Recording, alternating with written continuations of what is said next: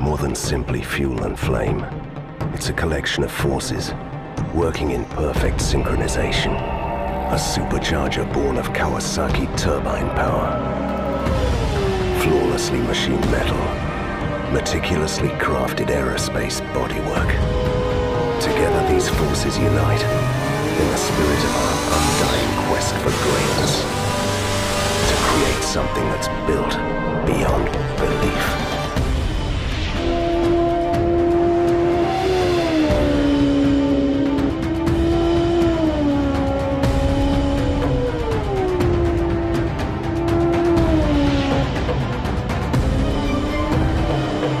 Introducing the supercharged Ninja H2.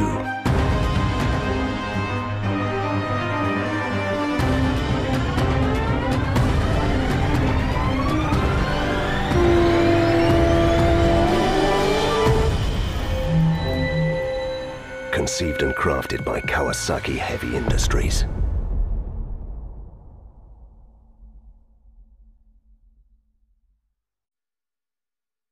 Chiếc xe đỉnh nhất trong năm nay đó là chiếc Kawasaki H2.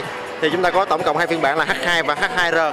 H2R là cái bản dành cho đường đua và nó có công suất lên tới hơn 300 mã lực.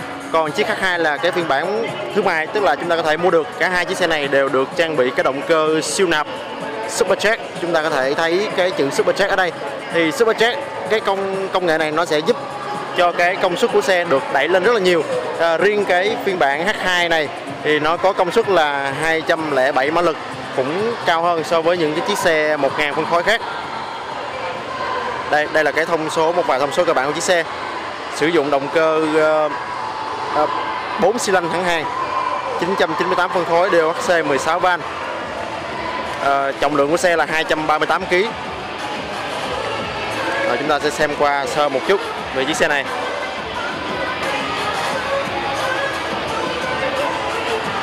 Chiếc xe rất là đẹp, nhìn rất là góc cạnh.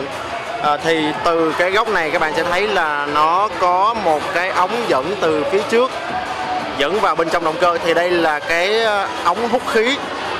Không khí nó sẽ được hút từ phía mũi xe, đầu xe và hút vào bên trong động cơ. Và trong đó nó sẽ có một cái tua bin nén khí và cung cấp khí cho cái động cơ chính của xe.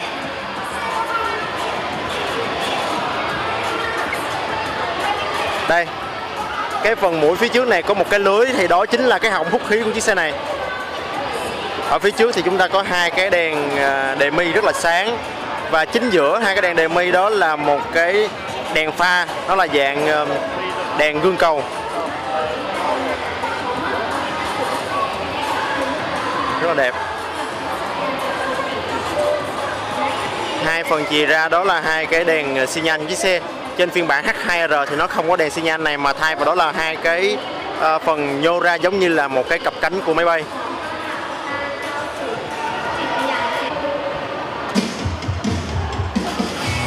Chiếc xe này nó chỉ có yên khá là nhỏ, cho nên là chỉ có một người ngồi mà thôi.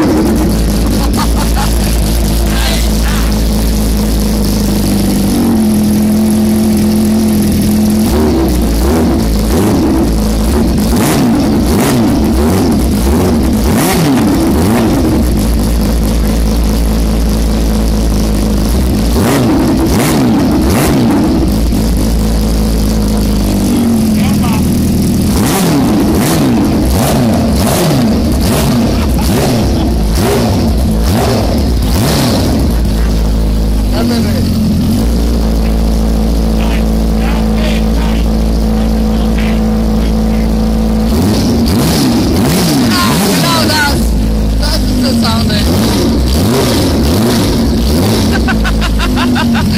Alter.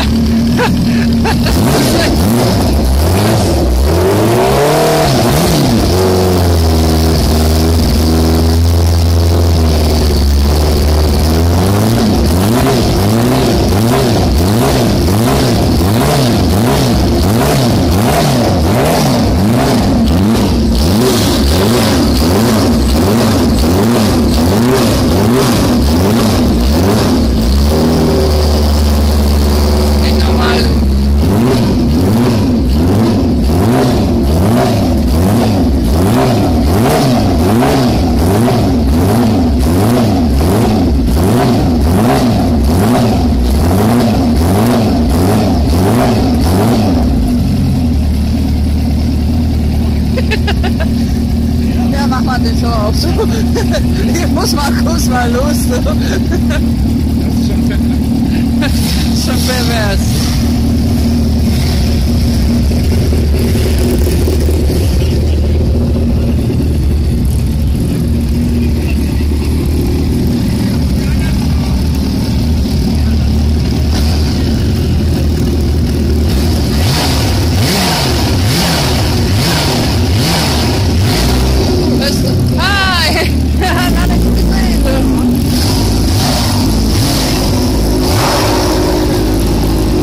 Das hörst du hier besser.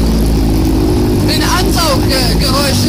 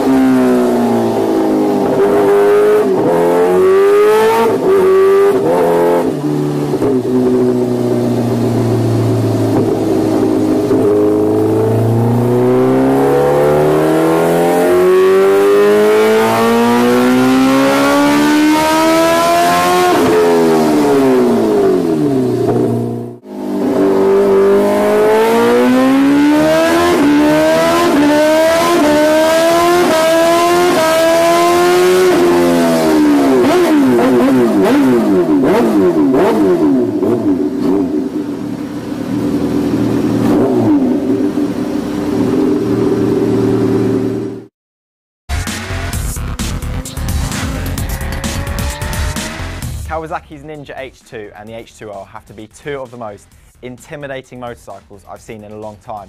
They're sharp and aggressive, there's oodles of carbon fibre dripping off the R version, and each is finished in a unique mirrored paint mixed with a layer of pure silver.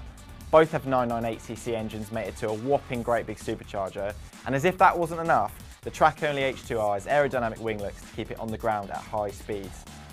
In a world where bikes are sold on the merit of mind-numbingly boring miles per gallon figures, high service intervals and convenient 0% finance deals, it's really nice to know there's a counterbalance out there in the form of a 240-mile-an-hour production motorcycle capable of physically taking off in 6th gear. And so we swung a leg over the standard H2 for the first track session of the day. And what do you notice first? Well, the stainless steel exhaust system is whisper silent. The seat tapers in at the front, helping the bike feel incredibly narrow. And if you're particularly vain, you'll probably appreciate that reflective mirror finish in the tank. Now, Losail is a featureless circuit with no elevation changes and numerous sections that look identical to the last, made even trickier by the heat haze hanging over each apex in the 33-degree heat. Having never ridden there before, it's fair to say my lap times weren't going to have any GP riders worrying. But messy throttle inputs can occasionally be handy, and in this case, they highlighted the settled nature of the H2's chassis.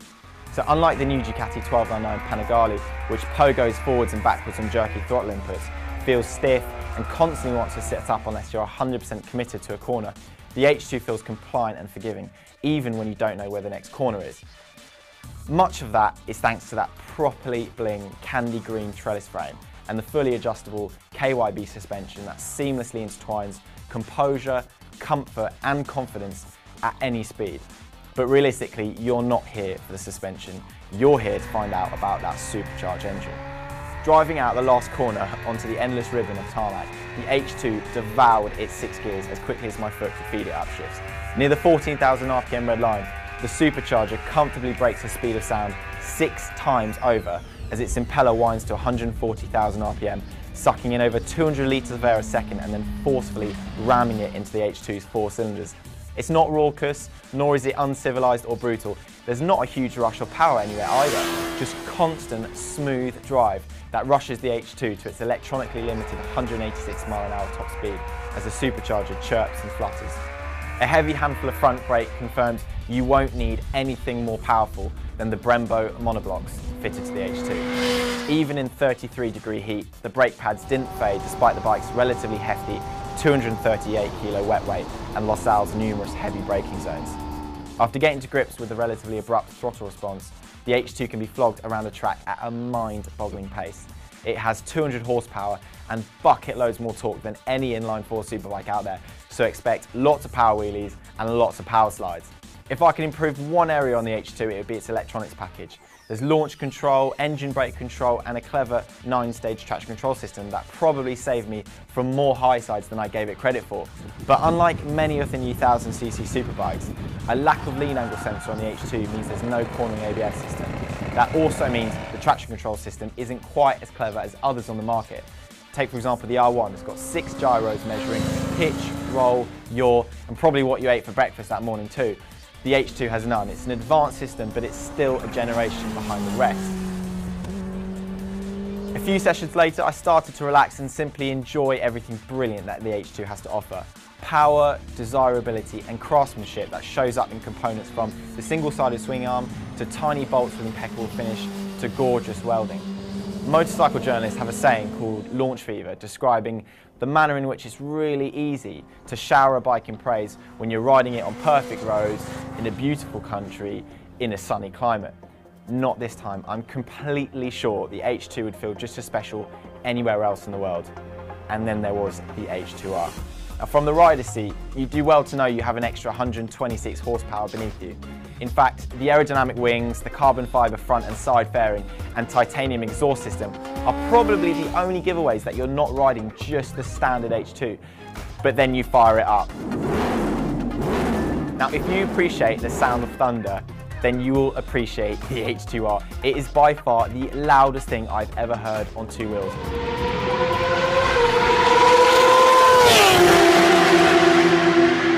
Louder than a MotoGP bike, louder than a loud thing, but it's not obnoxious, it sounds incredible. Pulling out onto the circuit, the change in power delivery compared to the H2 was immediately noticeable. Despite that huge power increase, the R's engine internals aren't actually too dissimilar to the standard bikes. There's more aggressively timed camshafts, a different head gasket, and a stronger clutch to deal with the larger power output. So what does 326 horsepower feel like? Put it this way, I have never, ever felt acceleration like it. First, second and third gear can only be described as ferocious, and it will happily throw the front wheel into the air at every and any opportunity. It will then churn through the remaining 3 gears with just as much urgency. Most of us on the launch reached an indicated 200 miles an hour before having to shut off for the first corner. On a long enough straight, Kawasaki claims the H2R will reach 240 miles an hour, and I believe them. At 200, it was still accelerating like a 600cc Supersport in 4th gear. And because the H2R weighs a whole 22 kilos less than the H2, it stops faster at the other end of the straight, turns in better, and offers more feedback when you're inevitably leaning on the traction control system to help you power slide out corners. Forget base jumping, forget free climbing, forget high altitude slacklining. Kawasaki's H2R is the ultimate thrill. Having tasted the madness of 326 horsepower's supercharged goodness, I genuinely feel sad about not knowing when I will again. The Ninja H2R will probably remain the most sensational motorcycle I've ever ridden.